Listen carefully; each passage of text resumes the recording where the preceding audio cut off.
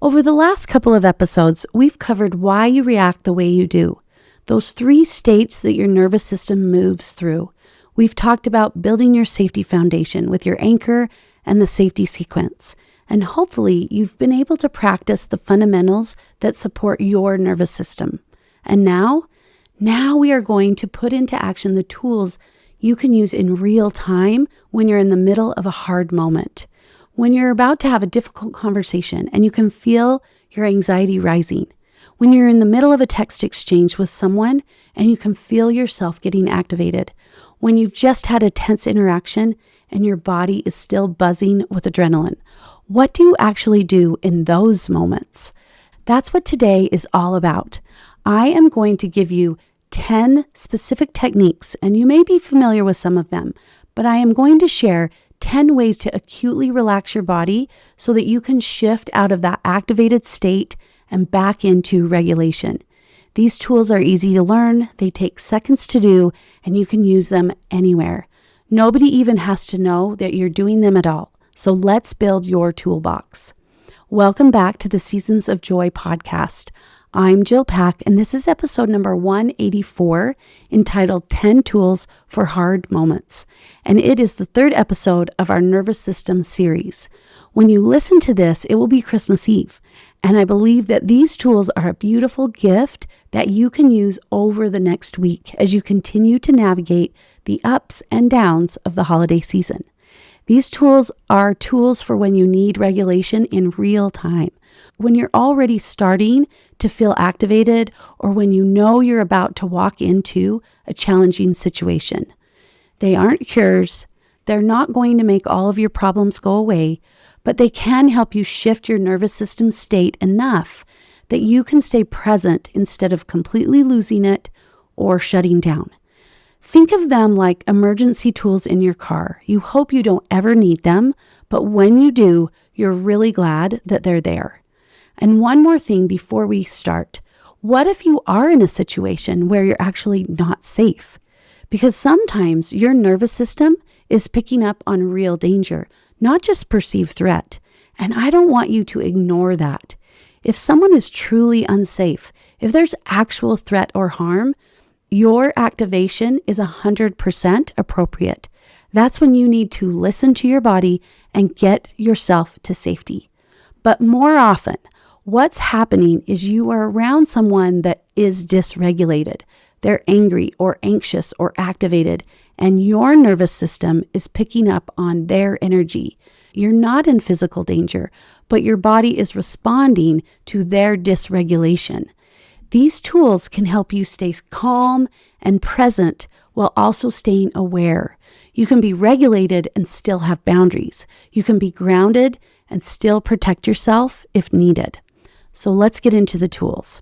Tool number 1 is a body scan. This is probably the simplest one, and you can do it anywhere. You're basically scanning through your body from head to toe, and you're noticing where you're holding tension.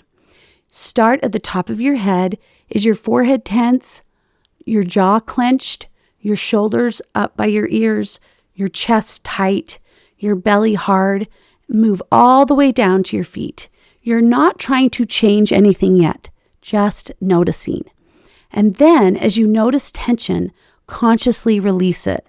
Soften your forehead, drop your jaw, lower your shoulders, take a breath into your belly. This can take 30 seconds or a few minutes, depending on what you need in that moment. You can quickly do a body scan at a stoplight. Notice, are your shoulders tense? Drop them. Or waiting in line at the store, your jaw is clenched. Release it. It's like little reset buttons throughout your day. Tool number 2. This one might sound a little weird, but stay with me. Pelvic floor relaxation. Most of us hold a lot of tension in our pelvic floor, especially when we're stressed. When your pelvic floor is chronically tight, it sends signals to your nervous system that you're not safe. So consciously relaxing your pelvic floor can help signal we're okay, we can let go. So take a breath and imagine your pelvic floor softening and releasing. Some people think of it like a flower opening or like letting go of the muscles you use to stop yourself from going to the bathroom. Might feel a little strange at first, but that's okay. You're just practicing releasing tension in part of your body you probably don't usually think about. Tool number 3. This one is fascinating, peripheral or panoramic vision. When you're stressed, your vision literally narrows. You go into tunnel vision, but you can use your vision to shift your nervous system state. Instead of focusing on one thing, soften your gaze and widen your field of vision. Look straight ahead, but notice what's in your peripheral vision. What's to the sides, what's above, what's below. You can even put your hands out to the sides and wiggle your fingers while looking straight ahead just to help yourself notice your peripheral vision. The broader visual focus sends a signal to your nervous system. We're not in danger. We can take in the whole scene. We don't need tunnel vision. For example, you can use this one when you're driving and you're feeling anxious. Instead of that tight stare on the road, soften your gaze and notice the whole landscape. Do you feel your body relax? Tool number 4. Here's one you've probably never thought about: soft palate relaxation. Your soft palate is the soft tissue at the back of the roof of your mouth, and when you're tense, it lifts and tightens. When you're relaxed, it softens. You know that feeling right before you yawn, that soft, open feeling in the back of your throat? That's your soft palate relaxing. You can practice that intentionally. Let the back of your throat soften. Let your tongue relax away from the roof of your mouth. It's subtle, but when your soft palate is relaxed, it's really hard to be anxious at the same time. Tool number 5. We've mentioned breathing before, but let me get specific about belly breathing or diaphragmatic breathing. When you're stressed, you breathe shallow breaths into your chest. This actually keeps you activated. Belly breathing is different. You're breathing deep into your diaphragm. Your belly expands in the inhale and softens on the exhale. You put one hand on your chest and one on your belly, and when you breathe in, the hand on your belly should rise more than the hand on your chest. And you make your exhale longer than your inhale.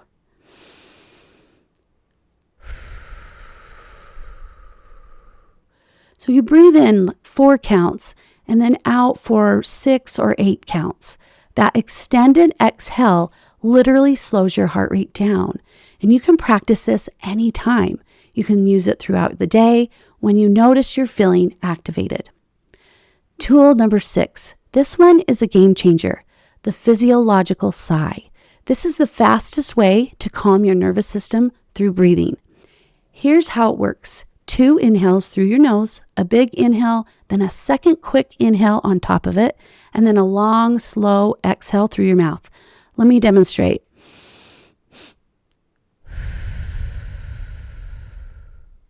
The double inhale re-inflates your air sacs in your lungs, and that long exhale activates your calming system. You can do this once or 2 or 3 times in a row, and you'll feel the shift almost immediately. You can use this before difficult conversations, after something stressful happens. Anytime feelings of anxiety start to spike, it can become your go-to tool. Tool number 7, progressive muscle relaxation. This is a classic technique. You systematically tense and then release different muscle groups. The contrast helps you recognize and release tension. So a quick version is you make tight fists, squeeze hard and then release, and let your hands go completely loose. Tense your arms, hold, release it. Shrug your shoulders up to your ears and then drop them. Scrunch your face, hold and then release. Even just 30 seconds of this can make a difference. Tool number 8. This one might feel a little silly, but it's incredibly effective. Humming or making sounds.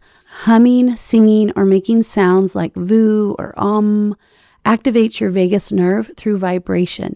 That vibration in your chest and your throat sends calming signals to your nervous system. You don't have to be a good singer. Just make a sound and feel the vibration. You can hum in your car. You can include music. Notice your whole chest vibrating and your system settling. Again, even 30 seconds makes a difference. Tool number 9, This one is for when you're really feeling activated and need a quick reset. Cold water on your face. Splashing cold water on your face or holding a cold cloth to your face triggers something called the mammalian dive reflex. This immediately slows your heart rate down like a reset button. You don't need a cold shower, but you just can splash cold water on your face or run your wrist under cold water for 30 seconds. This is especially helpful when you're in panic mode or having a really intense emotional reaction. And tool number 10. This is our last tool, bilateral stimulation, or specifically the butterfly hug. You cross your arms over your chest with your hands on the opposite shoulders, like you're hugging yourself. And then you alternate tapping your shoulders. Left, right, slow and rhythmic. You can also tap your knees alternately if that feels better. This bilateral stimulation helps calm your nervous system and integrate both hemispheres of your brain. It's used in trauma therapy because it's so regulating. You can do this when you're feeling really overwhelmed or on the verge of tears. Cross your arms, tap your shoulders, and breathe. It can help you feel held and grounded. Okay, that's the 10 tools. Here's what I want you to do. Don't try to learn all 10 at once. Just pick one or two that sound interesting to you. Maybe the physiological sigh, maybe the peripheral vision, maybe humming, whatever resonates for you. Practice those one or two tools this week. Practice when you're already relatively calm, so you're building the pathway.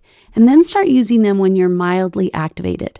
Over time, you'll figure out which tools work best for you in different situations. For me, I found that I hold a lot of tension in my jaw, so relaxing my soft palate helps me move towards regulation. I start most days with a cold shower, which helps ground me and puts energy and focus into my day. If I'm sitting and I want to really be present, I do bilateral stimulation on my knees. I've also been practicing using the physiological sigh more often to make it more accessible in stressful situations. You'll build your own toolbox. There's no right or wrong here, just what works for your nervous system. Let me give you some guidance on which tools work for which states. If you're in team hypo, that shutdown, that low energy, you might need tools that bring some energy up. Maybe progressive muscle relaxation, maybe movement if you can, maybe vocalization, something that helps you come out of collapse. If you're in team resilient, your regulated state, any of these tools works for maintenance. Use them to stay grounded. If you're in team hyper or activated and anxious, you want tools that help discharge energy and activate your calming system. The physiological sigh, extended exhale breathing, cold water, peripheral vision, things that help you come down from activation. You'll learn what your system needs with practice. After you use these tools, you want to get in the habit of checking in with yourself. This is how you can learn what works for you. And you want to ask yourself 3 questions. What went well? What didn't go so well? And what can I do differently? So which technique did I use? Did I notice a shift? What helped? Where did I get stuck? What was hard? What would I try to do differently based on what I learned? This isn't about judging yourself. It's about gathering data. You're learning about your own nervous system. Let me give you an example. Maybe last week you knew that you had a difficult conversation coming up. You could use the physiological sigh 3 times before the conversation. You noticed that conversation went better than you thought, and you felt calmer. What didn't go well? Well, about 5 minutes in, maybe you were activated again, and you forgot to use any of the tools. What can you do differently next time? Maybe you need a tool you can use during the conversation, like peripheral vision or soft palate relaxation, instead of just before. Remember, you are just learning, no judgment, just information that helps you do better next time. You're not going to be perfect at this. None of us are. You're going to forget to use these tools. You're going to try something and it won't work. You're going to get activated and not remember any of this until later. That's all normal. That's all part of learning. The goal is not perfection. The goal is practice. The goal is building awareness and capacity over time. Every time you notice you're activated, that's information. Every time you try a tool, even if it doesn't work perfectly, you're practicing. Every time you reflect on what went well and what didn't, you're learning. This is a journey, and you're exactly where you need to be. So now you have 10 tools in your toolbox. You know how to match them to different states. You have the check-in questions to help you learn what works for you. Now, my invitation for you this week as we head into Christmas and New Year's and some of the stressful situations that arise during this time of year, pick that 1 or 2 tools, practice them daily when you're calm, and then start using them when you notice activation. And at the end of the week, check in. What went well? What didn't? What will you try differently? And be patient with yourself. These are simple tools, but they take time. I'm still practicing to make them automatic. You're building new neural pathways. That doesn't happen overnight. In the next episode, we will be talking about building long-term resilience. We're going to zoom out and look at the big picture of growing your capacity over time. But these last 3 episodes are your foundation. We will continue to build on what you've learned in episode 182, 183, and 184. If you're finding this series helpful and you want more personalized support in 2026, that's exactly what I do in my coaching. We work together one-on-one to build your nervous system capacity so you can transform your relationships from the inside out. You can find me at seasons-coaching.com or on Instagram at seasons_coaching. And until next time, remember, you have everything you need now to start regulating your nervous system. These tools are simple. Use them, practice them, be patient with yourself. Thank you for being part of my little corner of the world. Wishing you all a Merry Christmas and a Happy New Year.